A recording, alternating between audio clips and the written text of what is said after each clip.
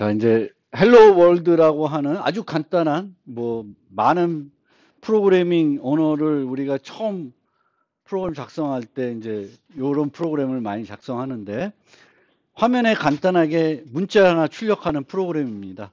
그래서 그 프로그램을 가지고 기본적인 C++ 문법을 설명해 드리고 요거 끝나고 나서 이제 요거는 이제 출력만 하는 방법만 설명하고 있으니까 이제 입력하는 방법도 이제 설명해 드려야 되겠죠. 그래서 입력하는 방법, 키보드 데이터 입력하는 방법의 프로그램도 하나 더 살펴보겠습니다. 우선 생김새는 이제 C랑 거의 똑같습니다. 몇 가지 이제 좀 차이 나는 부분들을 조금 설명드리고 넘어가 보겠습니다. 첫 번째로 샵 include 해서 헤더 파일을 포함하고 있습니다. 근데 헤더 파일 포함하는데 C랑 좀 달라. 뭐가 달라요? 보통 우리가 C에서 헤더 파일 넣을 때 확장자까지 .h까지 넣죠. 근데 여기서는 이제 C++에서는 표준 라이벌에 있는 것들을 포함할 때는 .h를 안 넣어요. 그냥 iostream. 원래는 iostream.h 이렇게 C에서는 썼는데 이제 C++에서는 그냥 iostream만 써도 됩니다. 그래서 보통 이렇게 하고 만약에 내가 개별적으로 내 헤더 파일을 만들었어요. 그때는 샵 include 꺽쇠가 아니라 이 따옴표로 .h까지 써줍니다. 보통. 예. 근데 표준 라이브러리에 있는 것들을 포함할 때는 이제 저렇게 써요. 그리고 뭐 나머지는 뭐 별 차이가 없고요. 그 다음에 이 앞에 이렇게 std 땡땡이라고 하는 게 있고요. 있는데 얘가 뭐냐면은 C++에서는 네임스페이스라는 개념이 있어요. 이름 공간.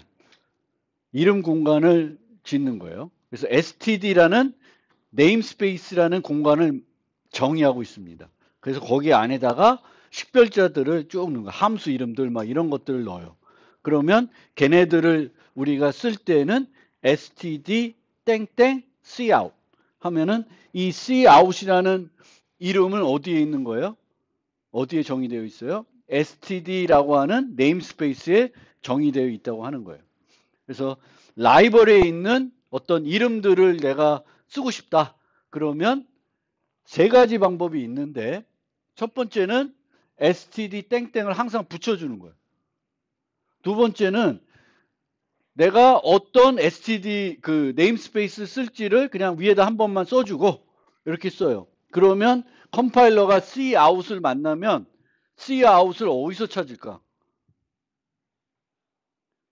저 std에서 찾아요. std에서 있는 이름인지 찾게 됩니다. 물론 std에 있는 게 아니라 이제 std가 아닌 광역이라고 하는데 거기서 먼저 찾고 거기에 없으면 std에서 찾게 됩니다. 그 다음에 요거는 위에다가 내가 쓰는 이름들을 개별적으로 다 넣는 거예요. using std cout. 내가 std에 있는 cout을 쓰겠다라고 미리 다 이렇게 나열해 놓고 그냥 cout 쓰면은 이제 std에 있는 거 쓰기로 했으니까 저게 std에 있는 거겠구나라고 간주해서 쓰게 됩니다. 그래서 세 가지 방법이 있는데 이 방법으로 프로그램하는 경우는 거의 없어요. 보통 요거 둘 중에 하나 방법이 쓰고요. 귀찮으신 분은 이거 많이 쓰는데 이제 권장되는 건 요 방법입니다. 왜 권장이 되냐면 항상 프로그램은 명백하게 나타나는 게 좋아요. 명백하게. 번거롭더라도. 그래서 이렇게 나타나면 이 cout이 std에 있는 거라는 게 명확해지잖아요. 이렇게 쓰면은 뭐 어디 있는지 명확하지는 않죠. 뭐 우리가 보통 알겠지만. 그래서 이제 이런 식으로 저는 이렇게 많이 프로그램에서 여러분들한테 드릴 거고요. 근데 여러분 이게 싫다 그러면 요 방법도 쓸 수 있습니다. 근데 네임스페이스에 대해서는 좀 뒤에 가서 다시 조금 설명해 드리겠습니다. 그럼 하나씩 이제 좀 안에 있는 내용들을 좀 살펴볼게요. 소스 코드의 작성.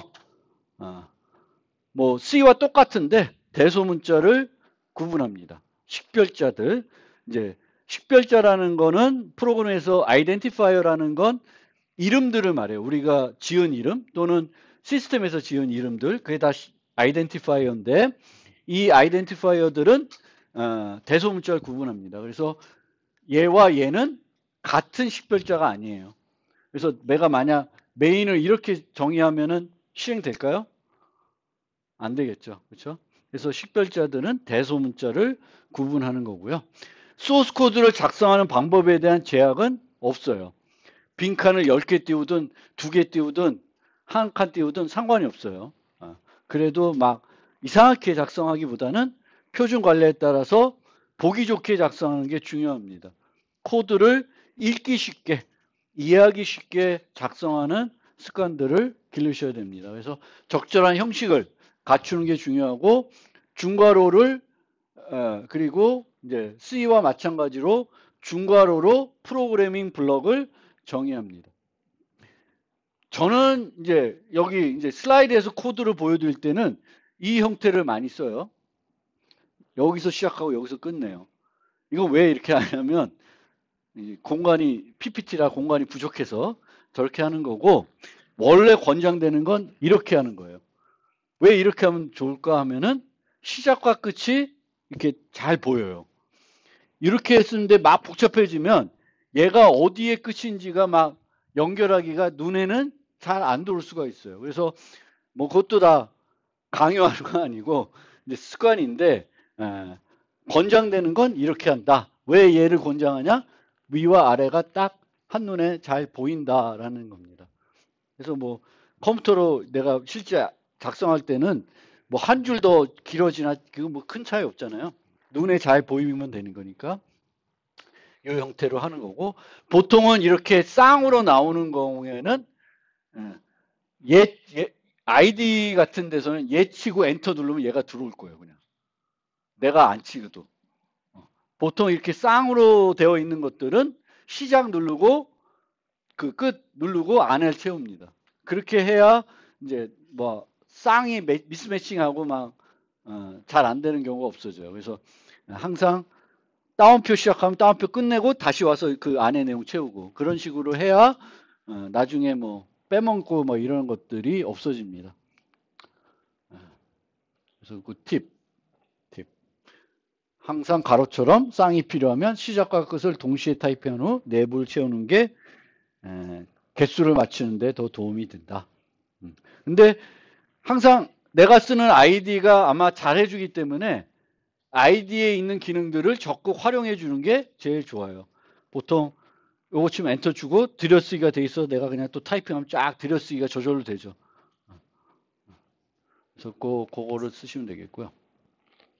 그 다음에 이제 프로그램을 작성하다 보면 이제 주석을 달게 됩니다. 주석은 컴파일러가 뭐예요? 무시하는 부분입니다. 무시하지만 이제 문서화에 이제 코드를 읽는데 도움을 주기 위해서 우리가 활용을 하는 거죠.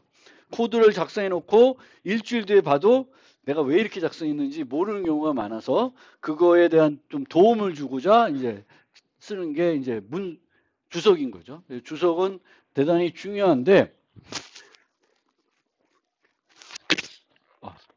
하지만 이제 불필요한 주석은 오히려 코드를 읽기에 방해가 됩니다. 제가 과제를 내드리면 줄마다 다 주석 써서 주시는 분들이 있어요. 그렇게 훈련 받았는지 모르겠는데 전 그건 별로예요. 꼭 필요한 것만 주석 다시면 되겠습니다. 주석이 제일 좋은 건 주석이 없어도 코드를 충분히 이해할 수 있어야 됩니다. 그래서 내가 주석을 달아야 되면은 주석 달기 전에 뭐부터 해야 돼요? 코드를 더 가독성 있게 개선할 수 없는지 살펴볼 필요가 있습니다. 예를 들면 이런 if문이 있어요. 그러면 if문의 이 조건식이 뭘 검사하는 건지를 나는 아는데 나중에 나 말고 다른 사람이 봤을 때는 저게 뭘 검사하는지를 잘 모를 수가 있어요. 그래서 위에다가 저렇게 주석을 달아 놓는 거예요. 졸업 조건을 충족했는지 검사하는 거다. 요 if문은. 그런데 저렇게 안 하고 이렇게 바꿀 수가 있습니다. 뭐 영어 실력이 조금 필요한데 이렇게 함수로 바꾸는 형태로 아니면 좀 더 가독성 있게 바꾸는 거예요. 그러면 이걸 읽으면은 이 if문이 주석 없이도 뭘 검사하는지를 이제 영어만 되면 이해하는 거죠. 그리고 이렇게 추상화를 하게 되면 함수로 추상화하게 되면 조건식을 어떤 이점이 있어요? 가독성이 향상되는 게 있고요. 두 번째로는 수정하는 게 편해져요. 추상화도 되고. 수정하는 게 편해지는 게 뭐예요? 이 조건을 여기서만 쓴다는 보장이 없죠. 같은 조건식을 여러 곳에서 쓸 수가 있어요. 그러면 함수로 만들어 놓으면은 그 함수를 호출하기만 하면 되는 거죠. 그 다음에 그 조건을 내가 바꿔야 돼. 그러면 만약 이렇게 놨으면은 일일이 찾아가서 다 바꿔야 되죠. 근데 함수 만들어 놓으면 어떻게 돼? 그 함수만 바꿔놓으면은 쫙 되는 거죠. 그래서 이게 모듈화, 추상화의 중요성입니다. 아주 간단한 것도 함수로 만들면은 여러 가지 이득이 오는 거예요. 가독성도 향상이 되고 추상화가 되고 또 수정하기가 편해집니다. 그런데 그렇게 되면 뭐 아니 저렇게 함수를 만들면 효율성은 떨어지잖아. 이렇게 얘기하는데 그렇지 않습니다. 다 컴파일러가 잘 최적화해 줄 거고요. 뭐 아까 빼먹은 거 있지만 저런 이런 함수들은 인라인 함수로 만들어 놓으면은 실제 호출하지 않고 그 위치로 코드를 컴파일할 때 바꿔 놓는 거죠. 우리는 코드를 이렇게 작성하지만 컴파일러는 더 효율적으로 바꿔서 코드를 만들어 주는 거니까 우리는 효율성을 목표로 코드를 작성하는 게 아니라 뭐 가독성과 수정하기 편리하게끔 작성하는 걸 우선해야 돼요. 효율성을 우선하는 게 아니라. 그 효율성 있는 코드를 만들어주는 건 누구한테 좀 맡겨주면 좋아요? 컴파일러한테 맡겨주면 좋습니다. 물론 컴파일러가 잘 최적화하게끔 우리가 도움을 줘야 되는 경우는 있지만 그래도 최적화는 우리가 하는 게 아니라 하는 거고요. 그래서 중요한 프로그램 팁은 Don't comment bad code, rewrite it. 그래서 나쁜 코드를 주석을 달라서 이해할 수 있게끔 만드는 게 아니라 뭐부터 해야 돼요? 코드를 개선부터 해야 되는 거예요. 코드를 개선하고 그래도 안 되면 이렇게 되는 거고요. 그 다음에 많이 하는 실수는 코드를 수정했는데 주석은 수정을 안 하는 거예요. 그러면 이 주석이 코드와 안 맞죠. 그러면 코드를 읽을 때 더 열받습니다. 그래서 항상 코드를 수정하면은 관련 주석도 같이 수정을 해줘야 돼요. 그걸 안 해주게 되면은 나중에 읽는 사람들이 힘들어지겠고요.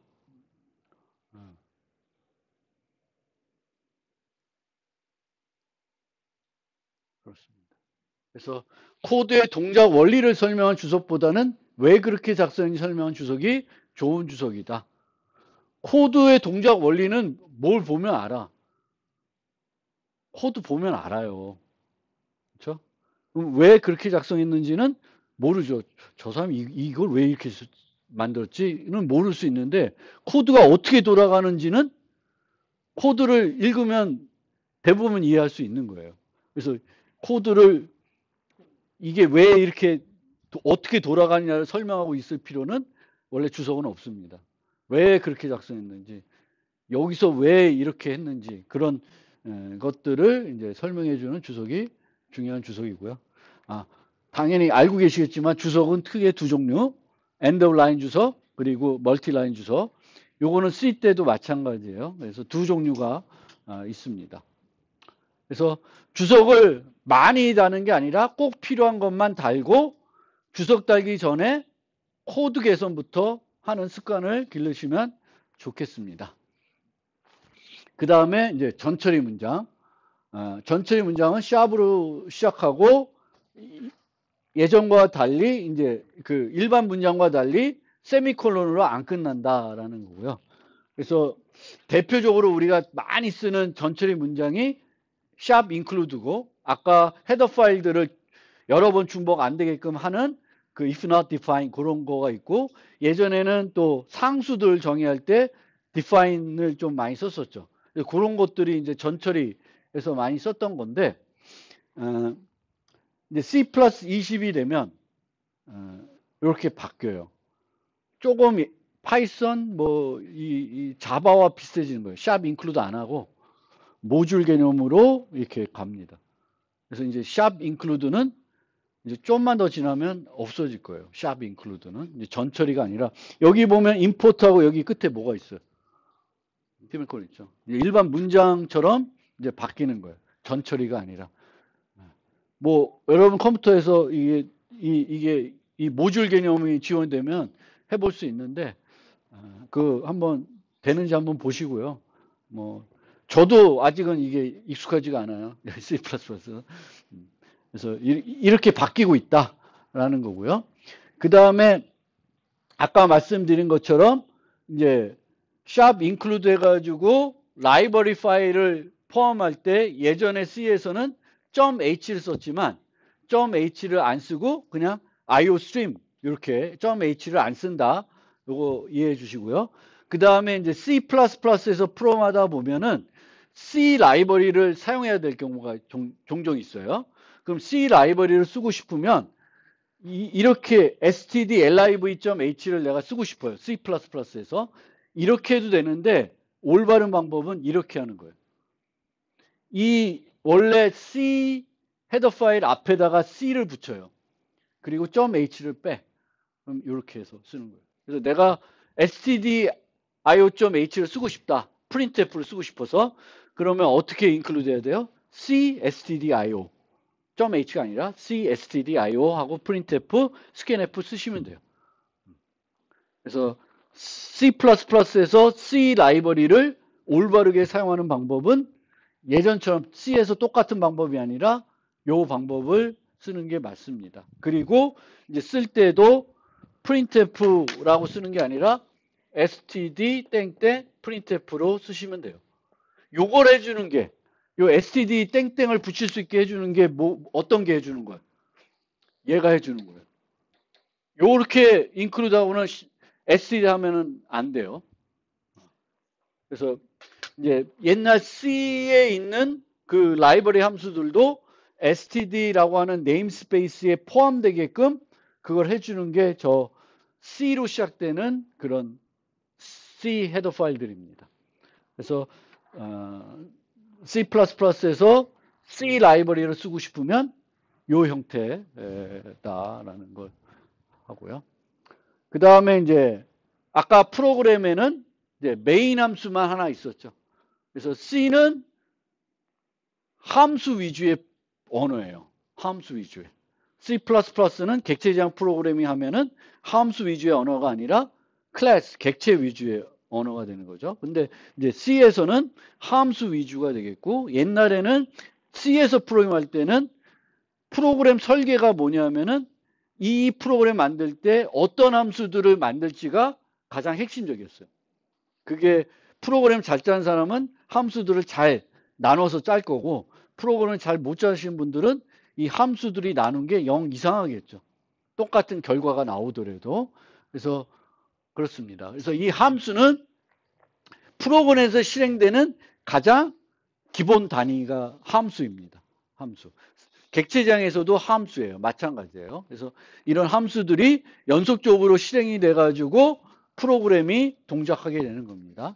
그래서 이 함수는 좋은 함수는 어떤 함수냐?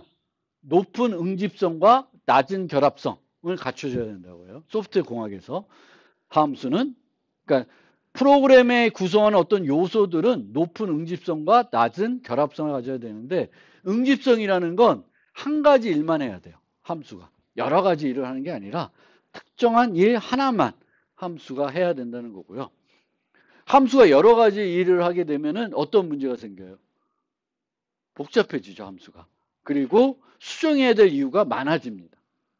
한 가지 일만 해야 되겠고, 그 다음에 낮은 결합성이라는 건 이 함수가 수정됐을 때 영향이 받는 다른 함수들, 다른 프로그램 요소들이 많으면 좋을까요? 적으면 좋을까요? 적어야 좋겠죠. 그게 낮은 결합성입니다. 결합성이 무지 높은 경우가 어떤 경우일까? 네. 두 함수가 똑같은 전역 변수 쓰고 있으면 둘 다 영향을 무지무지 받겠죠. 왜냐면 여기서도 전역 변수가 여기서 바꾸면 얘한테도 영향을 줄 테고 그러니까. 그래서 함수는 원래는 입력받아서 출력만 내보내는 그런 다른 어떤 상호작용은 안 하고 그렇게 해야 가장 좋겠습니다. 그래서 함수 이름이 복잡하거나 명명하기 어려우면 응집성의 문제가 있을 수 있습니다. 그래서 보통 함수의 크기도 너무 크면 안 돼요. 그래서 큰 함수를 만들면 얘를 작은 크기로 쪼개 필요가 있습니다.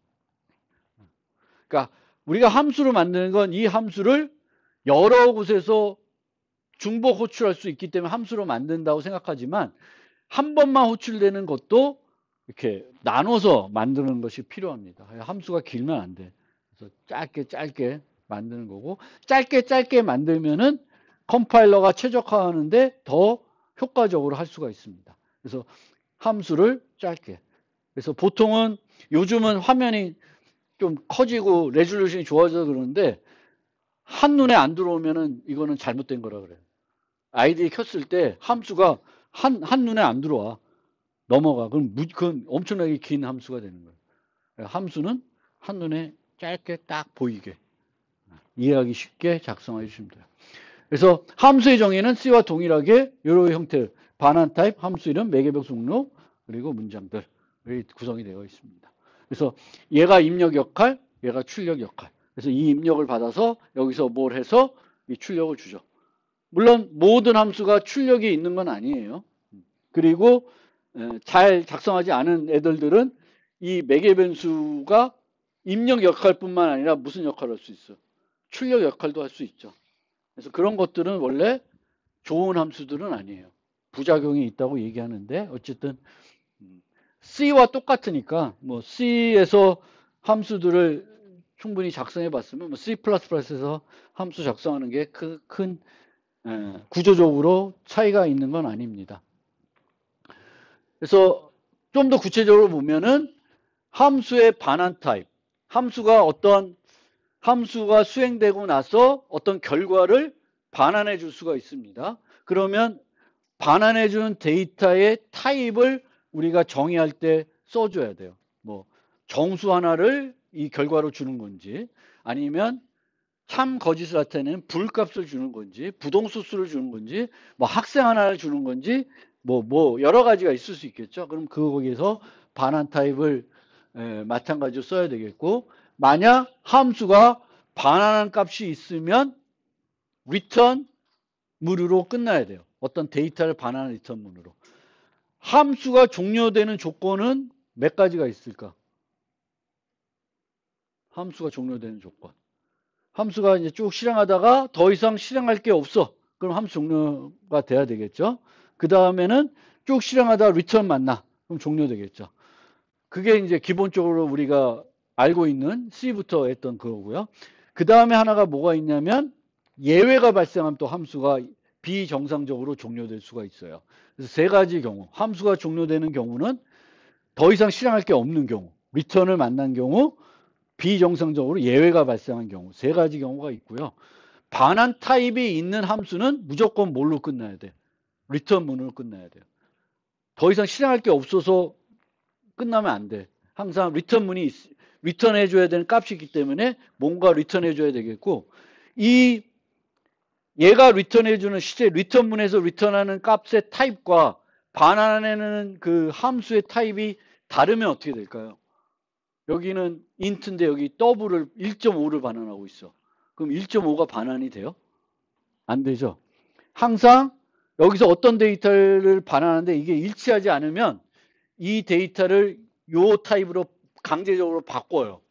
그러니까 1.5를 반환하는데 여기는 int를 반환하는 함수야. 그럼 1.5가 반환이 안 되고 1이 반환이 되겠죠. 근데 학생을 반환하는데 여기는 리턴에서 학생을 뭔가 반환하는데 여기 int야. 그럼 학생은 정수를 못 바꿔 만약에.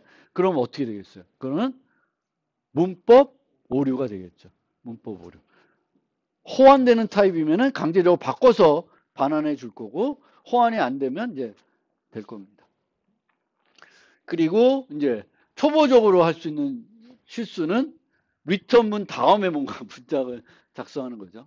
도달 불가능한 코드, unreachable 코드. unreachable 코드가 이제 꼭 리턴문 때문이 아니라도 나올 수 있어요. 짜다 보면, 잘못하다 짜면은. 그럼 그 오류를 아마 컴파일러가 알려줄 거예요. unreachable 코드는 절대 실행이 안 되는 코드예요. 절대 실행이 안 되는 코드. 그래서 그런 코드들이 있으면 안 되는 거고요. 메인 함수는 프로그램 실행했을 때 처음으로 실행되는 함수이고요. 표준에서는 이 메인 함수의 리턴 타입이 뭐예요? 표준에서는 int입니다. int. 그러면 메인 함수를 호출하는 건 누가 호출할까요? 주체는 누굴까요? 메인 함수를 호출하는 주체는 운영체제가 호출합니다. 우리가 탐색기에서 또는 뭔가에서 실행을 하면은 그걸 실행해주는 주체는 누구예요? 우리의 부탁을 받고 해주는 운영체제가 해주는 거예요. 그러면 메인에서 반환한 값은 누가 받는 거예요? 운영체제가 받는 거예요. 그래서 return 0 하면은 운영체제한테 뭘 알려주는 거예요? 프로그램이 정상적으로 종료됐다는 걸 알려주는 거예요. 보통 프로그램의 정상 종료를 알리기 위해서 어떤 값을 반환해요? return 0, 0을 하는 거예요. 그래서 일반적으로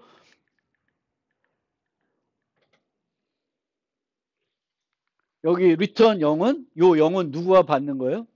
운영체제. 그리고 뭘 알려요? 정상 종료. 올바르게 프로그램이 정상적으로 종료됐다는 걸 운영체제한테 알리는 겁니다. 그런데 이 메인은 특이하게 얘가 없어도 오류를 주지 않아요. 문법 오류를 주지 않아요. 아주 예외적으로. 보통 함수가 int를 반환하는데 리턴 문이 없어. 그러면 문법 오류예요. 근데 메인은 오류가 아니에요. 오류가 아니에요. 그래도 써주세요. 그게 리턴 제로. 안 써도 돼. 안 써도 에러는 안 나요.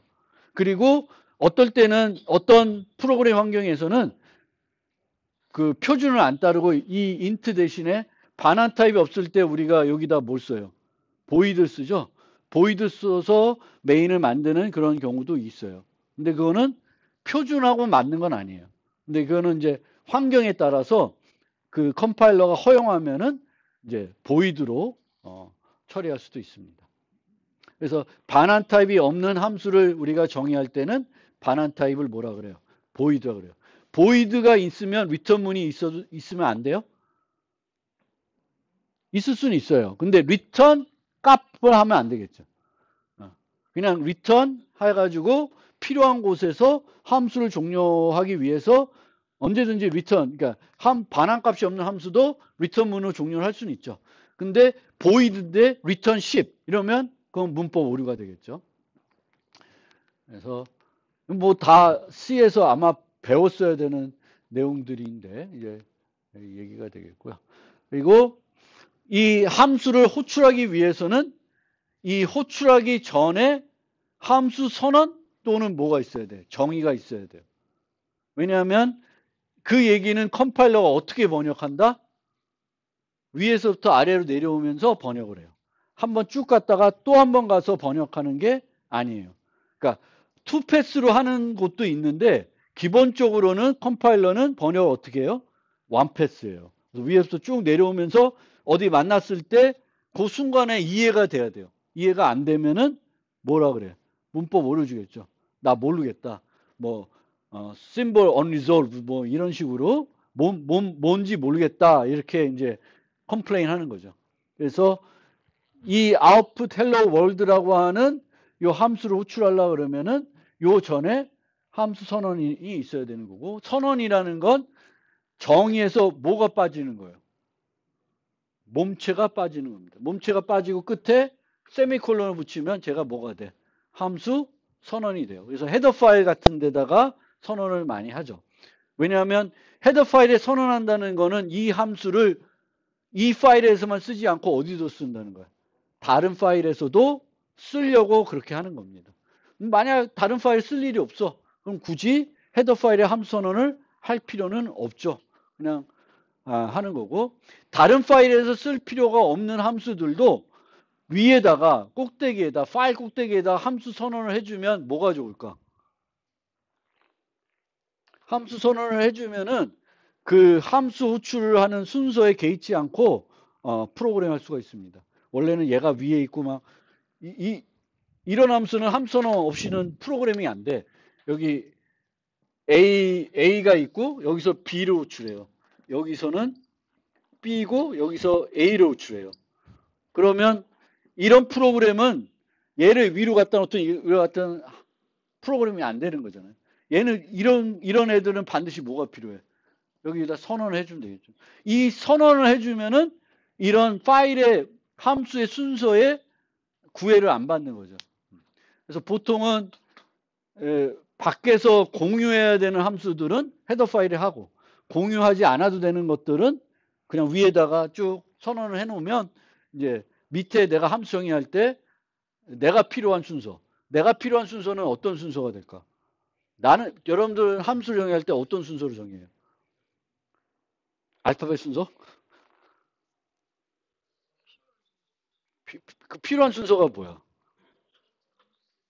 가독성에 도움이 되는 순서로 보통 많이 짜요. 가독성에. 그래서 스텝 다운 룰 뭐 이런 게 있는데 스텝 다운 룰이라는 건 뭐냐면은 우리가 코드를 읽을 때 책을 읽듯 신문을 읽듯이 위에서부터 아래로 쭉 읽으면 이해가 되게끔 컴파일러도 이해가 되듯이 우리가 이해되게끔 해야 돼요. 그러면은 이 함수에서 이런 상호작용이 있으면 이 상호작용 전에 그 함수가 나오고 또 유사 관련 함수도 있잖아요. 이렇게 서로 연결이 되는 함수들. 얘는 여기 있는데 요거 읽다 보니까 요 함수가 궁금해. 근데 저 밑에가 있어. 그러면 왔다 갔다 하면서 읽기가 불편해요. 그래서 관련 함수들을 우리가 어떻게 모아서 가까운 곳에 모아서 이제 나름대로 여러분들 나름대로 여러분들 나름대로 막 프로그램을 많이 짜다 보면은 어떤 식으로 함수들을 순서를 배치하면은 이제 나름대로 있어요. 그래서 다른 사람 코드들도 보고 이 함수 다음에 이 함수 왜 이 순서로 했을까 이런 것도 한번 유심히 살펴봐 보세요. 왜 그랬을까? 그런 것들도 그냥 아무렇게나 하는 게 아니라 뭔가 보통은 이제 가독성에 도움이 되게끔 이제 관련 있는 함수들은 가깝게. 왜냐하면 읽다가 저기 갔다가 또 오고 왔다 갔다 해서 코드를 리뷰하려고 그러면 힘들어요. 그래서 리뷰할 때 같이 봐야 되는 함수들은 가까운 곳에다가 조금 뭔가 어떤 순서를 갖고 배치하는 게 좋습니다.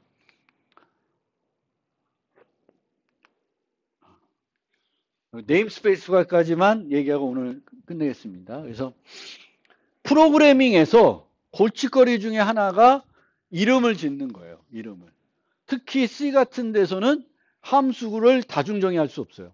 그러니까 다중정의한다는 건 똑같은 이름의 함수를 여러 개 만들 수 없어요.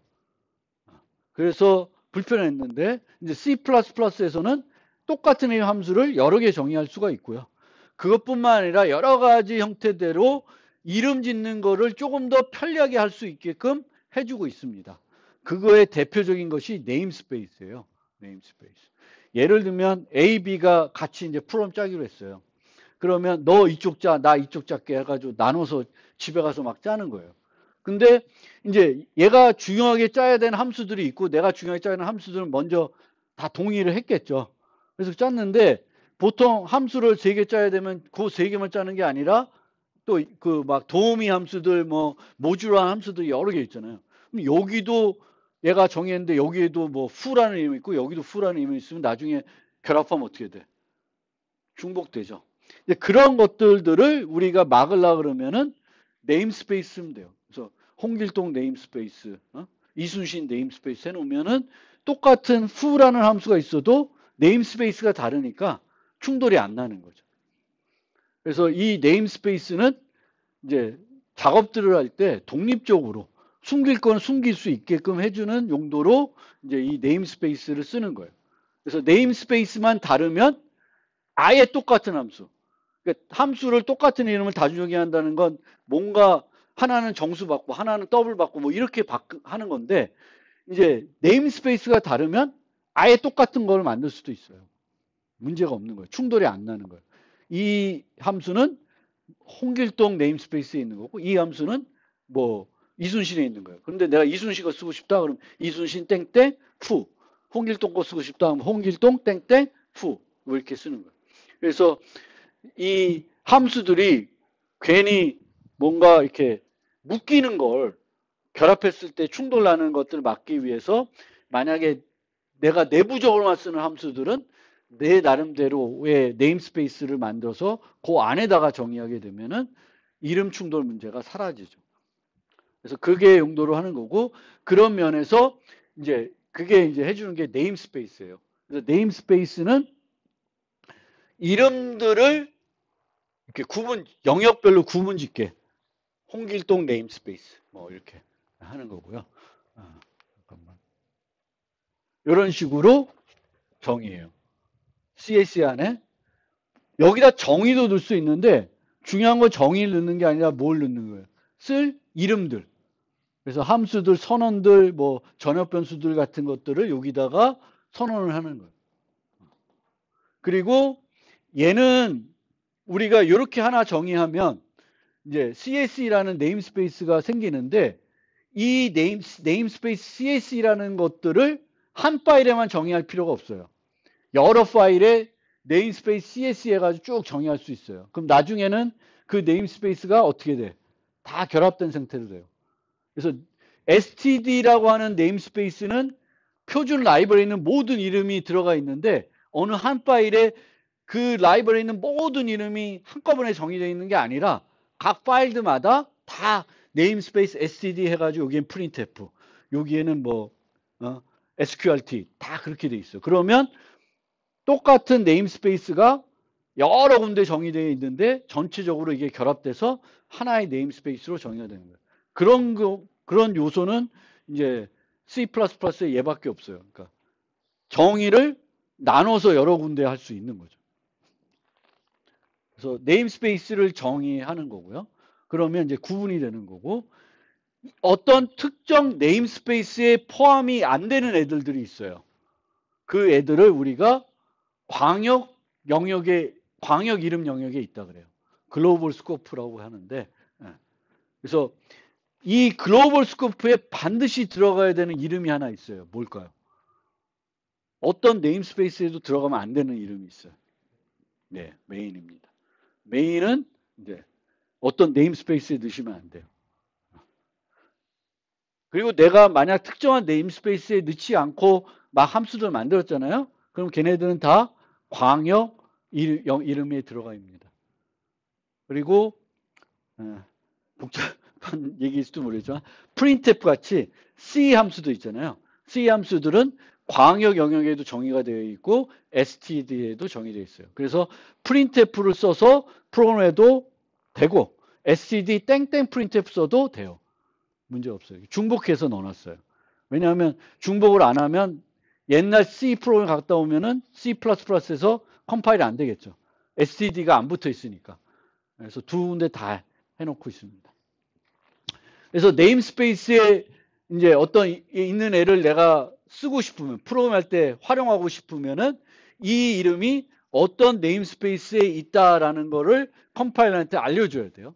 그 알려주는 방법이 이 가시 영역 해소 연산자인 요 땡땡을 이용하는 건데, std 땡땡 cout 이렇게 하는 방법이 있고, 아까 얘기한 것처럼 내가 쓰는 이름마다 using 쭉 쓰는 방법이 있고, 네임스페이스를 쓰는 경우가 있습니다. using 네임스페이스. 그래서 얘는 너무 번거로우니까 안 쓰고요.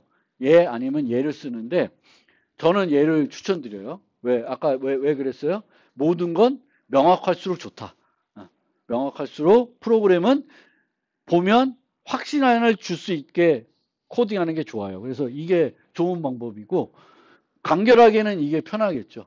근데 얘를 쓸 수 없는 경우가 하나 있어요. 언제 쓸 수 없냐면, 만약에 using namespace 홍길동, using namespace 이순신 했는데 홍길동하고 이순신에 같은 이름이 들어가 있어요. 그러면 못 써요. 그렇게는 못 써요. 왜냐하면 여기다가 cout 쓰면은 이게 홍길동에 있는 건지 이순신인지 구분이 안 되잖아요. 그럴 때는 여기다가 또 땡땡해서 써줘야 돼요. 얘를 씀에도 불구하고 이렇게 못 쓸 수가 있다는 거예요. 왜냐하면 네임스페이스를 하나만 쓰지 않고 내가 프로그램에 여러 개를 써야 되면은 여전히 이름 충돌이 날 수가 있어요. 그래서 차라리 명확하게 내가 이순신 걸 쓸 건지 홍길동 걸 쓴 건지 뭐 김유신 걸 쓸 건지를 여기다가 표시해주는 요 방법이 가장 좋은 방법인 것 같습니다.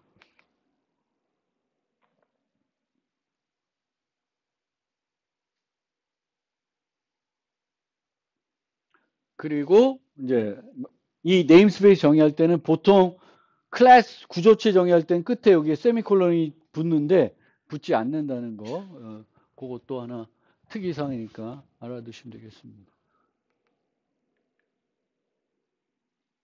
네, 많은 얘기를 한 것 같네요.